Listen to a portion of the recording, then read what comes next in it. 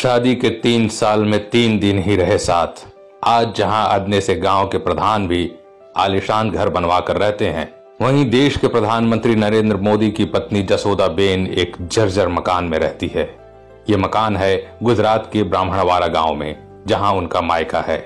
इससे सहज अंदाजा लगाया जा सकता है कि जसोदाबेन कितनी सादगी और त्याग भरी जिंदगी गुजार रही हैं।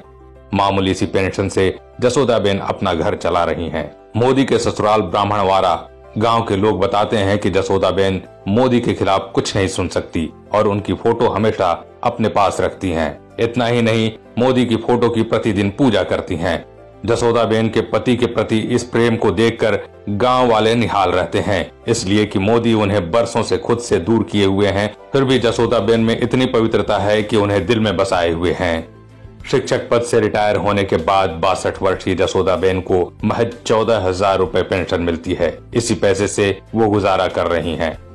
मायके में उनके साथ उनके भाई और उनका परिवार रहता है।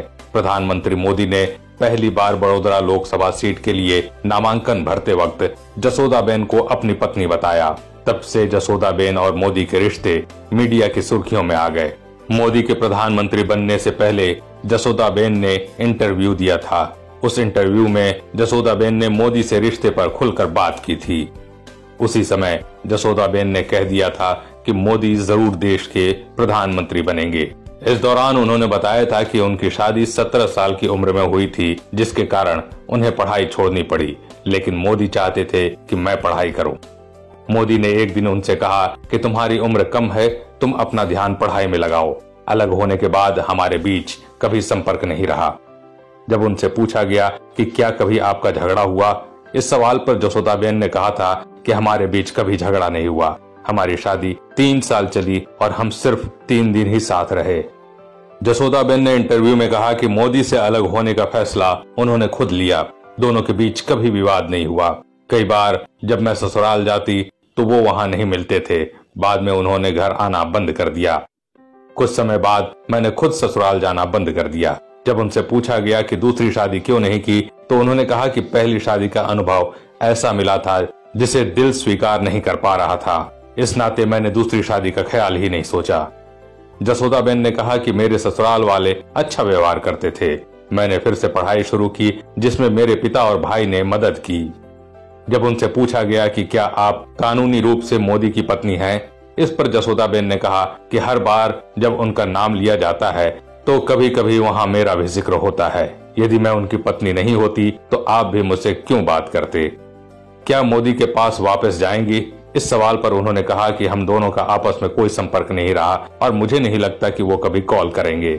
मैं उन्हें नुकसान नहीं पहुंचा सकती। मैं तो केवल इतना चाहती हूं कि वो जो भी कर रहे हैं उसमें आगे बढ़ें।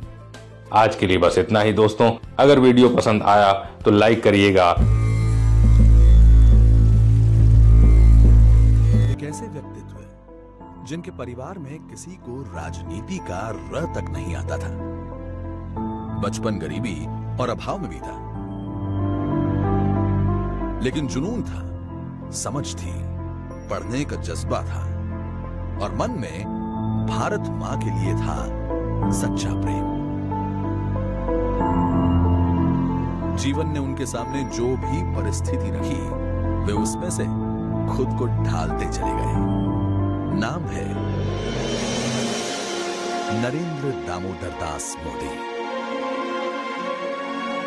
बचपन में रेल के डिब्बों में चाय बेचनी हो, या फिर हिमालय की कंदराओं में तपस्या, या फिर बड़े होकर राष्ट्रीय स्वयंसेवक संघ के प्रचारक से लेकर राजनीति में भारतीय जनता पार्टी में विभिन्न पदों की जिम्मेदारी, मोदी जी का एक ही लक्ष्य था, सेवा।